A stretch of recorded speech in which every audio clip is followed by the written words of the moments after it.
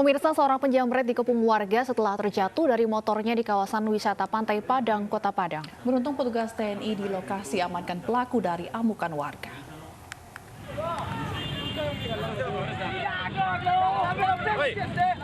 Penjamret ini berusaha mengelak saat warga mengepungnya di pinggir jalan Samudra Pantai Padang, Sumatera Barat.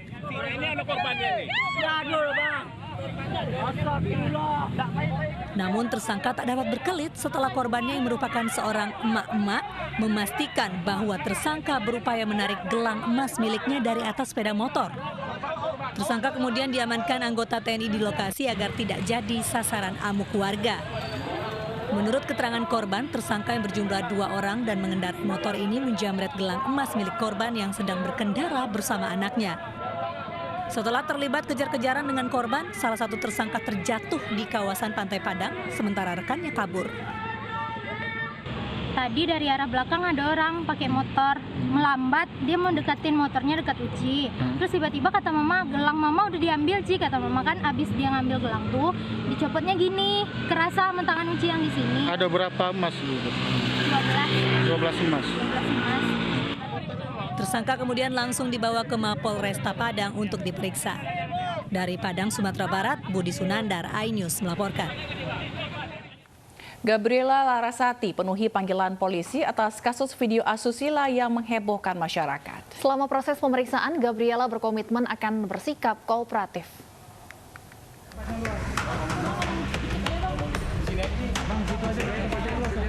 Gabriela Larasati diperiksa sebagai saksi atas kasus video asusila yang diduga mirip dengan dirinya di Polres Metro Jakarta Barat Selasa sore. Gabriela diperiksa selama 5 jam dengan 31 pertanyaan. Usai pemeriksaan, Gabriela diperbolehkan pulang oleh pihak kepolisian.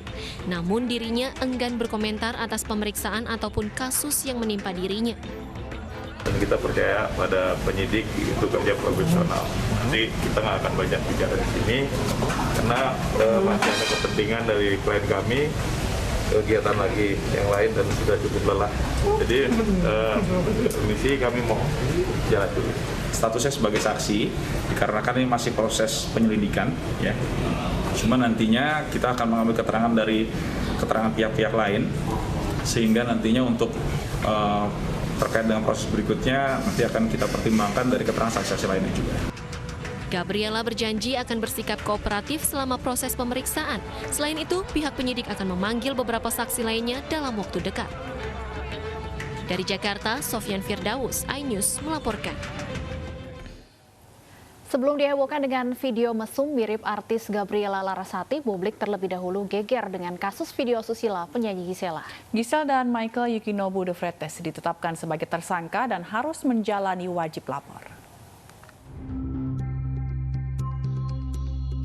Video asusila berdurasi 19 detik beredar di media sosial November 2020. Salah satu pemeran dalam video disebut-sebut mirip penyanyi Gisela Anastasia. Polisi kemudian memanggil Gisel untuk dimintai keterangan sebagai saksi. Pemeriksaan dilakukan setelah polisi menangkap 2 tersangka penyebar video.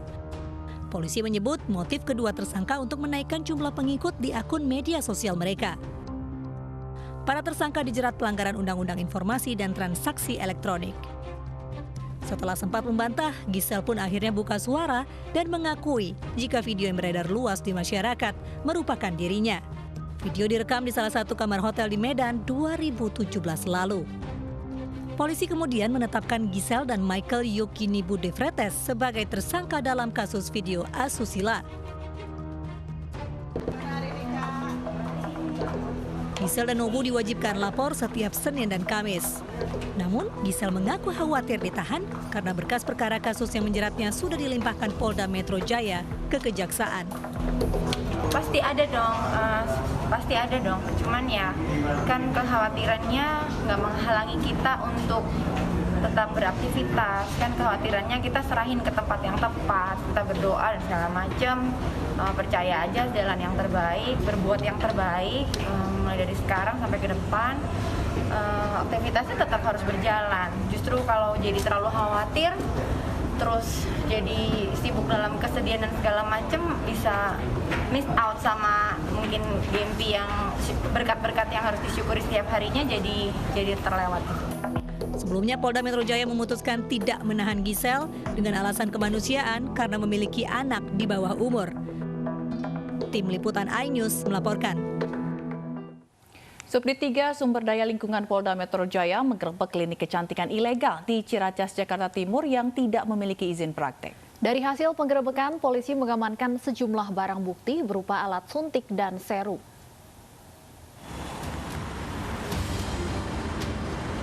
Klinik Zemvine yang terletak di Ciracas, Jakarta ini tertutup rapat. Sementara restoran dan salon perawatan binatang di lantai 1 juga tutup. Klinik yang didirikan sejak tahun 2017 ini disebut tidak terdaftar maupun memiliki izin praktik. Tak hanya itu, SW yang mengoperasikan klinik tak memiliki ijazah sebagai dokter. Polisi menilai praktik yang dilakukannya berbahaya karena menyediakan jasa perawatan kecantikan invasif atau tindakan medis yang langsung dapat mempengaruhi jaringan tubuh pasien. Tindakan medis berisiko tinggi ini seharusnya dikerjakan oleh dokter spesialis. Jadi memang klinik ini yang pertama tidak memiliki izin, baik kliniknya maupun dokternya. Jadi bukan klinik dan juga bukan tenaga kesehatan, seperti yang tadi Pak Kabid sampaikan. Lalu yang kedua adalah tindakan yang dilakukan ini betul merupakan tindakan medis invasif. Jadi ini tidak boleh dilakukan bahkan oleh dokter yang tidak terlatih pun tidak boleh. Dalam sebulan, SW dapat meraih hingga 100 pasien dengan biaya dari 2,5 juta rupiah hingga 9,5 juta rupiah. Sebelum COVID-19, itu rata-rata pasien yang menjadi pasien yang bersangkutan ini sekitar 100 orang per bulan. Ya. Tetapi karena situasi pandemi ini memang agak berkurang menurut pengakuan tersangka, ini sekitar 30 orang. Harga tertingginya itu sekitar 9,5 juta yang dia bisa tarif dari tindakan yang dilakukan. Ini kami masih menghitung semuanya. Ya. Jadi kalau teman-teman tanyakan berapa sudah keuntungan diraih sekitar hampir 4 tahun ini. Atas perbuatannya tersangka dijerat melanggar pasal berlapis, yakni pasal 77 Junto pasal 73 ayat 1, serta pasal 73 ayat 3 Undang-Undang Nomor 29 Tahun 2004 tentang praktik kedokteran dengan ancaman hukuman 5 tahun penjara dan denda 150 juta rupiah. Tim Liputan iNews melaporkan. 2 remaja putri di Buleleng, Bali berkelahi gara-gara asmara. Perkelahian diduga dipicu karena rebutan pacar.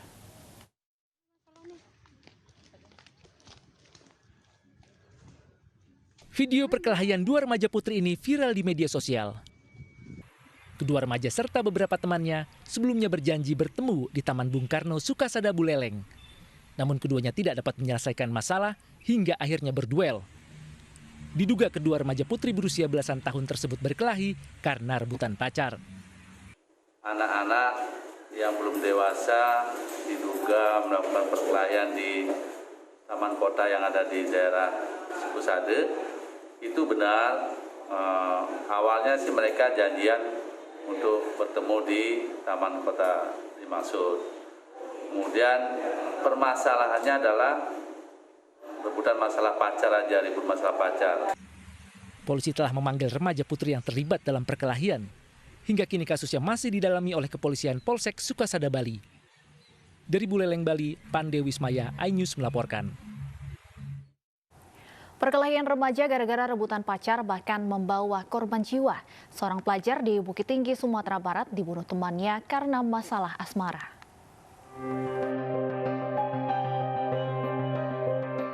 Vito tewas setelah bertengkar dengan pelajar lain.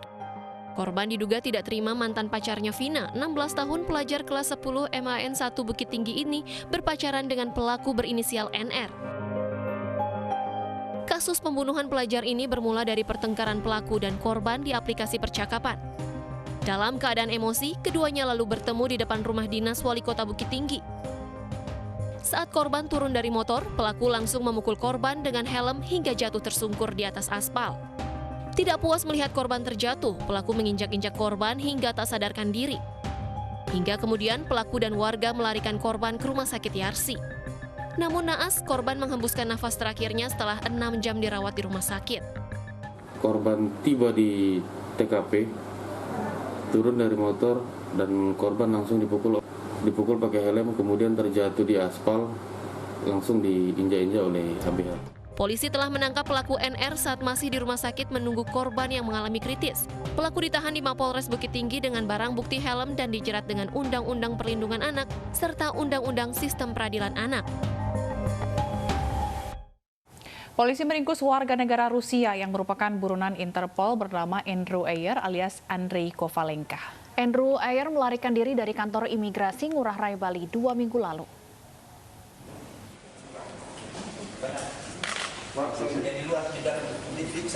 13 hari kabur buronan Interpol asal Rusia, Andrew Ayer alias Andrei Kovalenka, akhirnya ditangkap.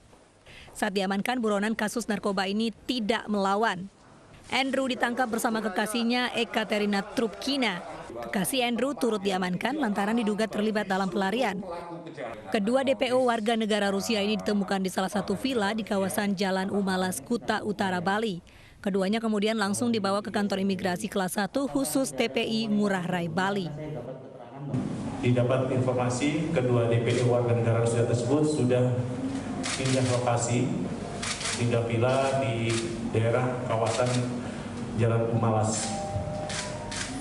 Pada pukul 1.15 ketika tim Resmob beserta tim dari kantor imigrasi Ngurah Rai tiba di lokasi, langsung melakukan penggeledahan rumah atau villa untuk mencari keberadaan depo tersebut, dan tepat pukul 1.30 tim berhasil menemukan kedua depo tersebut. Sebelumnya, Kamis 11 Februari lalu, Andrew Ayer kabur dari kantor imigrasi kelas 1 khusus TPU Ngurah Rai Bali saat hendak dipindahkan ke rumah detensi imigrasi Denpasar untuk selanjutnya diekstradisi ke Rusia.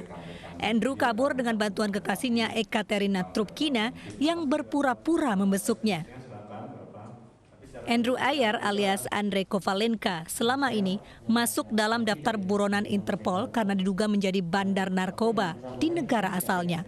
Andrew kemudian melarikan diri ke Indonesia namun ditangkap Satres Narkoba Polresta Denpasar 1 Oktober 2019. Dari Badung, Bali, Bagus Alit Sidi, iNews melaporkan. Kunjungan Presiden Jokowi di Nusa Tenggara Timur dipersoalkan. Selengkapnya usai jeda, iNews Sore segera kembali.